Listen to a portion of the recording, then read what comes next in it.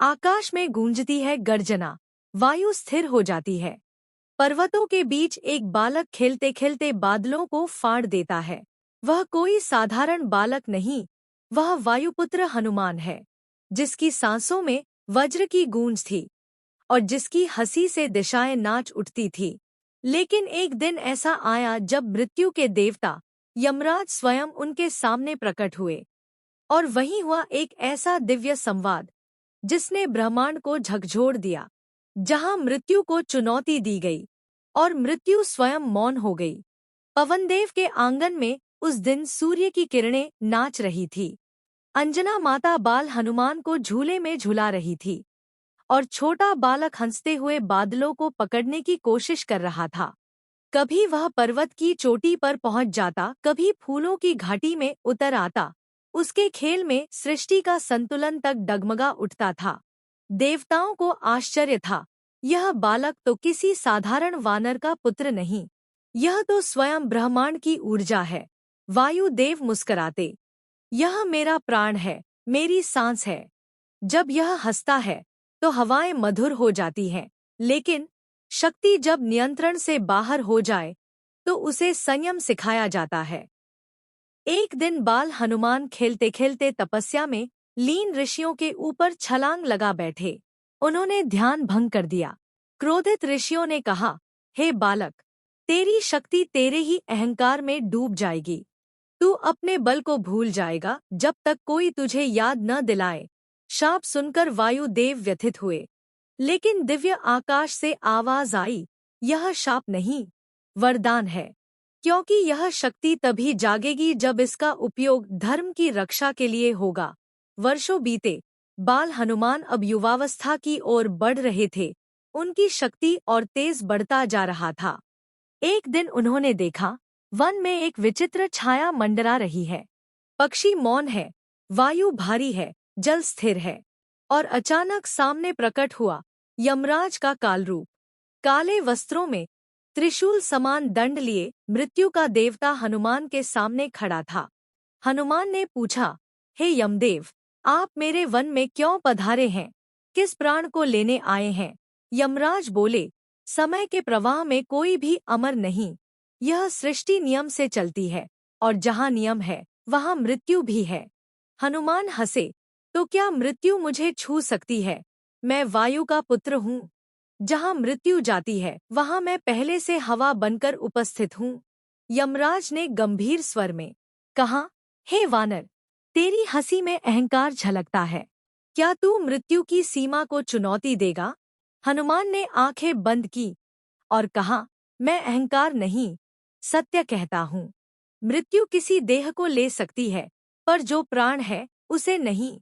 और मैं प्राण का पुत्र हूँ, वायु का पुत्र। फिर वे बोले, आओ यमराज, यदि तुम में सामर्थ्य है तो मुझे बांधकर दिखाओ। यमराज ने अपना दंड उठाया। यह दंड देवताओं के प्राण भी खींच लेता है। उन्होंने उसे हनुमान की ओर बढ़ाया, परंतु उसी क्षण एक अद्भुत दृश्य घटा।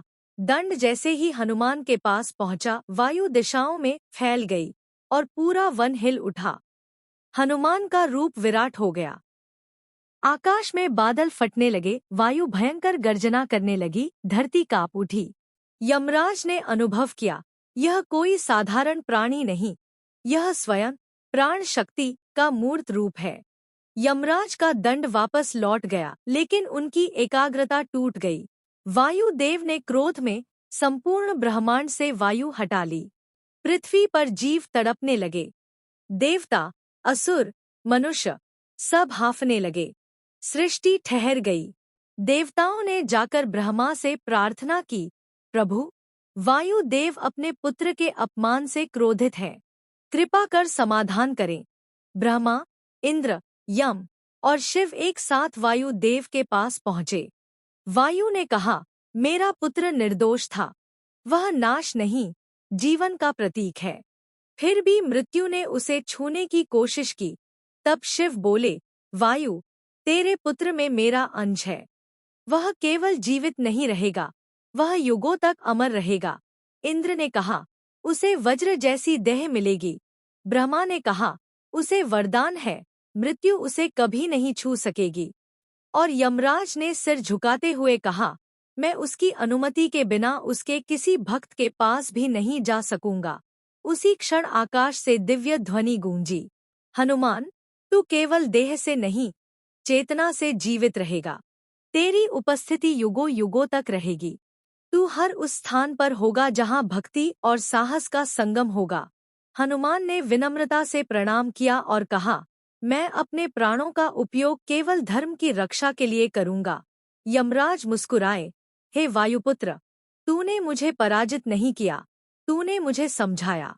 मृत्यु अंत नहीं, वह केवल रूपांतरण है, और तू उस शक्ति का प्रतीक है जो हर अंत के बाद भी जीवित रहती है। हनुमान ने कहा, जिसमें सत्य है उसमें मृत्यु का भय नहीं। जो अपने भीतर के वायु को पहचान लेता है वह अमर हो जाता है। यह कथा केवल एक बाल लीला नहीं, यह संदेश है कि प्राण, भक्ति और आत्मबल ही अमरता का मूल है। मृत्यु केवल शरीर को ले सकती है, पर जो आत्मा अपने कर्तव्य और प्रेम से जुड़ी हो उसे कभी नहीं मिटाया जा सकता। इसीलिए आज भी कहा जाता है, जहाँ भी राम कथा होती है वहाँ हनुमान उपस्थित रहते हैं, क्योंकि उन्होंने मृत्यु को नहीं मारा, उन्होंने मृत्यु को समझाया। जब वायुपुत्र ने यमराज को कहा, मृत्यु भी मेरा कुछ नहीं बिगाड़ सकती, तो यह केवल बल का नहीं, बलिदान का प्रतीक था। हनुमान आज भी जीवित है, हर उस हृदय में जहाँ भय मिटता है और भक्ति जागती है। क्योंकि जहाँ विश्वास है वहाँ मृत्यु नहीं, केवल अमरता है।